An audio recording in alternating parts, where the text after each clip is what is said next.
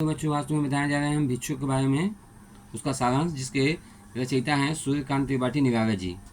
वह आता दो टूक कवेजी का पछताता पथ पर आता, पेट पीट दोनों मिलकर हैं एक, चल रहा रकुटिया टेक, मुट्ठी भर दाने को भूख मिटाने को मुंह फटी पुरानी झोली को फैलाता, दो टूक कवेजे के करता पछताता पथ पर आता। प्रस्तुत पद में कवि निराला जी ने कहा है कि एक भिखारी जो को जब से भीख मांगते देखते हैं तो उसकी दीनहीन दशा को देखकर उनके कलेजे के टुकड़े टुकड़े हो जाते हैं। वो अपनी दीनहीन अवस्था को देखकर पश्चाताप यानी पछताता भी है।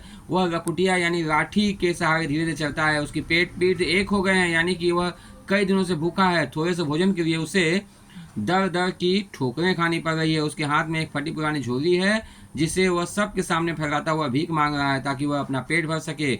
यह देखकर कवि का हृदय एकदम से दुख से फटने लगता है।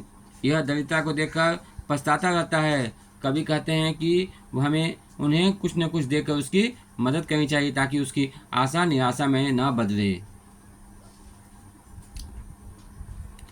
साथ दो बच्चे भी हैं सदा हाथ फैलाए, बाएं से वे मरते हुए पेट को चलते और दाहिना दया दृष्टि पाने की ओर बढ़ाए। भूख से सुख ओंठ जब जाते, दाता भाग दाता से क्या पाते, घूंट आंसुओं के पीकर रह जाते। अर्थात सड़क पर चलते हुए भिखारी के साथ उसके दो बच्चे भी हैं। वे अपने बाएं हाथ से अपने पेट को मरते हुए चल रहे हैं और दाहिने हाथ से आते जाते लोगों से कुछ पाने के लिए हाथ फैलाए हुए मांग रहे हैं ताकि उन्हें कुछ मिल सके। उन्हें यही आशा है कि लोग कुछ न कुछ उसे देंगे। भूख से ओंठ सूख गए हैं तो वे अपने अपने आंसुओं को पीकर रह जाते हैं। ऐसा लगता है मानो उन बच्चों की दशा को देखकर किसी को दया नहीं आती है और किसी ने उनको खाने के लिए कुछ भी नहीं मिलता। अतः उनकी दशा से कवि का हृदय एकदम से व्यथित यानी पीड़ा से भर जाता है और उसे देखकर उन्हें लगता है कि उन्हें कुछ लोगों को मदद उनके लिए करनी चाहिए। चाट रहे जूठी पत्थर वे कभी सड़क पर खड़े हुए और झपट रहने को उनसे कुत्ते भी आए हुए। ठहरो हो भाग्य में है अमृत मैं सींच दूंगा, अमनु जैसे हो सकोगे तुम, तुम्हारे दुख मैं अपने हृदय में खींच लूंगा।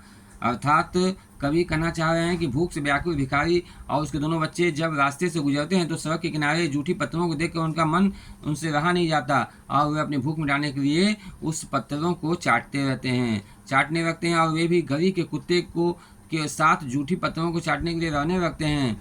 कवि यह देखकर एकदम से दुखी हो जाता है। कवि का हृदय इस बात के लिए चिंतित हो जाता है कि उनके दुख दर्द को बांटेगा और उनके दर्द दूर करेगा।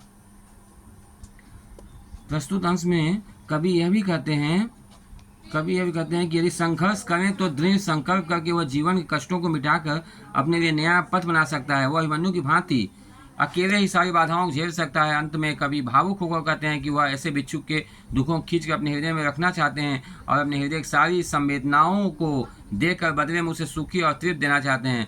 अर्थात इस पंक्ति में कवि सूर्यकांत त्रिपाठी निराला जी ने बहुत अच्छे तरह से भिक्षुक कविता का वर्णन किया है। Thank you. Subscribe and like for new video.